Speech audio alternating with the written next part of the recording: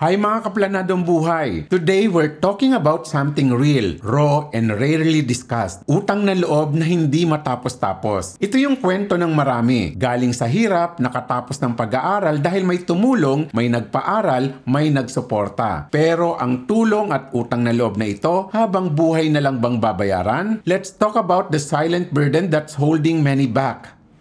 Planadong buhay sa kardinal buhay, laging may gabay, hindi ka mawawala.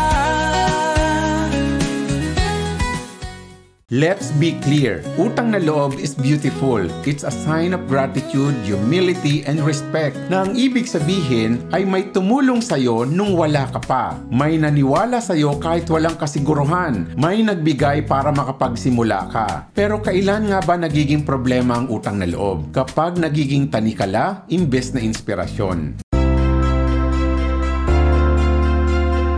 Marami ang galing sa hirap na hindi makausad kasi parang sa isip nila hindi sila pwedeng maging mas matagumpay kaysa sa taong tumulong sa kanila. Ito ang bumabagabag sa kanila. Dapat lagi akong available para sa kanila. Kailangan ko silang unahin kahit hindi ko na kaya. Nahihiya akong tumanggi kasi sila ang dahilan kung bakit ako nandito. Pero reality check tayo. Some people feel emotionally trapped, hindi makapagdesisyon para sa sarili, hindi makapag-ipon, hindi makapag-invest dahil laging may obligasyon na parang walang hangganan. Katulad na lang ng storya ni Mark. Si Mark ay naging seaman dahil pinag-aral ng tiyuhin. Na ngayon, 38 years old na si Mark pero halos walang naipon. Bakit? Kasi lahat ng kita pinapadala pa rin sa extended family bilang pagtanaw na utang na loob. He's grateful but also deeply, silently exhausted.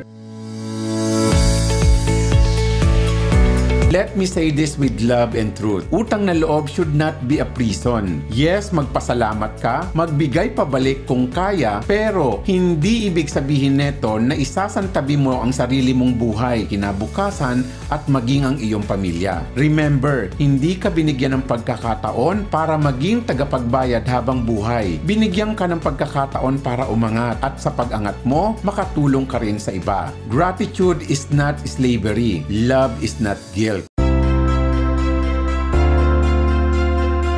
So paano ba ipapakita ang utang na loob na may respeto pero may hangganan? Number 1, communicate your plans. Be honest with your benefactors. Share your dreams and why you also need to save, invest, and grow. Give what you can, not what you don't have. Huwag ipilit ang wala. True supporters will understand. Set emotional boundaries. Hindi selfish ang pagmamahal sa sarili. Live inspired, not obligated. Mas magandang paraan ang pagtanaw ng utang na loob ay ang pag-angat mo rin sa sarili mong buhay at ang pagtulong sa iba na gaya mo noon. Ang tamang pananaw sa pagtulong ay dapat ito ay maging chain reaction of success, not burden. Kaplanado, if you've ever felt this kind of burden, I see you. I understand. Gratitude should lift you, not limit you. Let's turn your life from utang na loob na walang hanggan to planadong buhay na may direksyon. Message me today for your free financial planning session. Let's talk about how you can honor your past while building a strong,